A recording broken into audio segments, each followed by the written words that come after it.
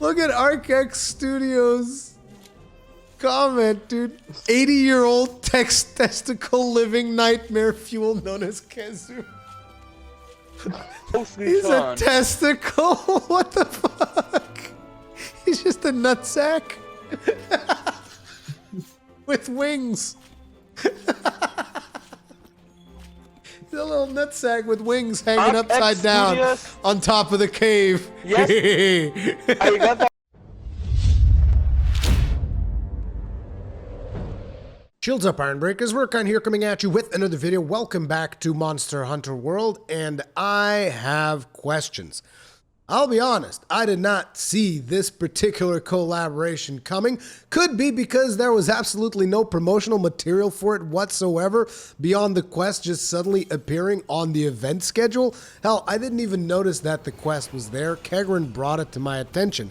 But as you guys can see, this collaboration involves Assassin's Creed. I mean, depending on how knowledgeable you are of the Assassin's Creed series, right now we are using the layered armor from Bayek. This is basically something that you can get from doing the event quest Silent, Deadly, and Fierce, which is going to be around, I'm assuming, for a couple of weeks. I'll be honest, I haven't even looked at the event schedule for this quest. Like, I just did not expect it because, like, every single other collaboration that we've had in Monster Hunter has been, you know, marketed, promoted, and pretty much everybody knows when it's coming and all that stuff. And I just felt like that didn't really happen for this one.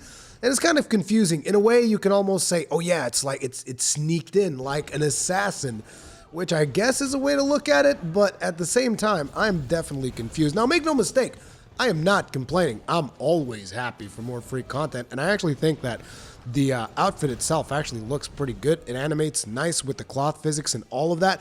It's well detailed, but then I have another question. Why Bayek? Like, legitimately, I think even among the circles of people that really, really like Assassin's Creed, like, I figured they would want someone like an Ezio, maybe Altair, maybe the most recent Assassin's Creed characters, which I don't even remember the name of the male character, and Cassandra. Like, why Bayek?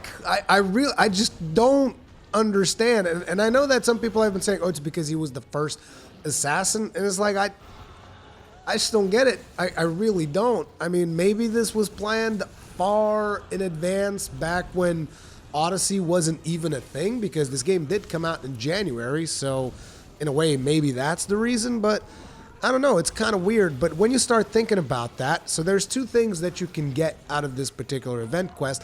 One of them is the Bayek layered armor set, which, by the way, if your character is a female, transforms your character into a male, very much like Ryu. You cannot equip individual pieces, so basically you either wear everything or you don't wear nothing at all. It's kind of like the Aloy set. You guys know you can't use, you know, different bits and pieces, which I wish you could, because I prefer those outfits. And to be honest, I don't think that this armor would look bad on a female character.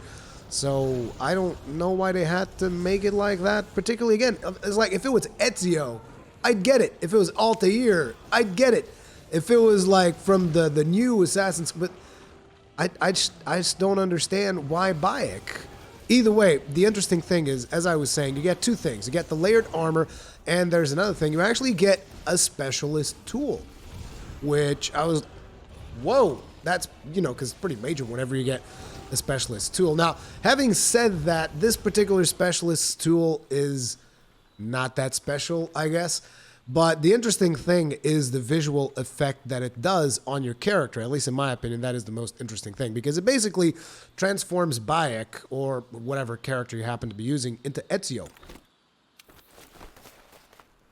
See, that right there, from what I can remember on the time that I played Assassin's Creed 2, that looks like an armor from Assassin's Creed 2. Now, you still have Bayek's face, but even the belt, the new belt that shows up and everything, and the little red strips, and it just, at least to me, I'm pretty sure this is Ezio's armor. So basically, if you use the tool, the specialist tool, your character's going to look like it's got pieces from Ezio's armor. Now, the interesting thing is it doesn't even mesh all that well. Like, you can see the clipping and overlapping between Bayek's belt and the the new Ezio belt. It's weird. Like, that is weird, but I would much rather have this set.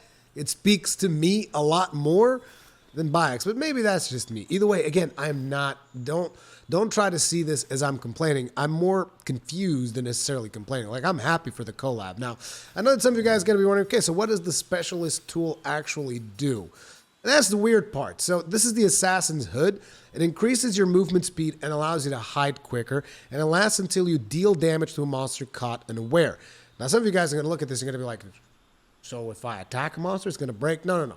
You need to pay attention to the caught unaware part. So basically, say you start a fight and you equip this hood, you're going to get the movement speed bonus for as long as it lasts, which should actually last for 6 minutes.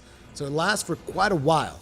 You're going to get that movement speed for the whole duration unless you hit a monster that was not aware of your presence. Unfortunately, as of the recording of this video, that also counts if you hit like minor monsters, like smaller monsters, and they were not aware that you were there, it will cancel this out, which kind of sucks. I wish it was only limited to large monsters, because that way you can always ensure that you get the maximum movement speed bonus out of this if you just like run up to a monster and before you attack him, like you make sure that he sees you, because then he won't be unaware and you can keep attacking and still have the movement speed bonus without losing it whilst attacking the monster. So, you know, it's like, I don't think I've ever been in a situation where I'd be like, man, I really wish my character could have moved just a little bit faster.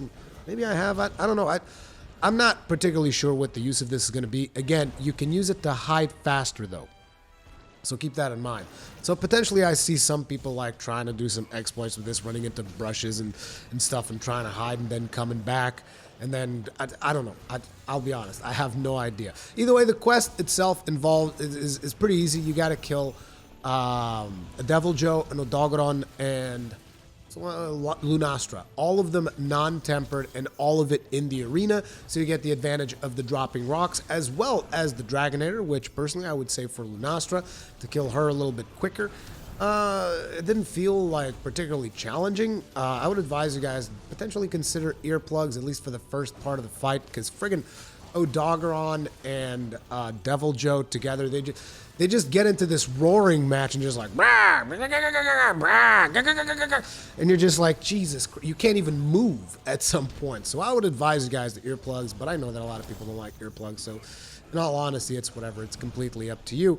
But it's cool. We get a new set. Again, I'm just a little bit confused as to why there was no promotional material. Why was Bayek the one that was selected? So many questions. But either way, thank you very much, Capcom. Appreciate it. If you guys enjoyed this video, make sure to hit it up with a like. Thank you very much for watching. Leave me all your comments and feedback in the comment section below, and I'll see you in the next one.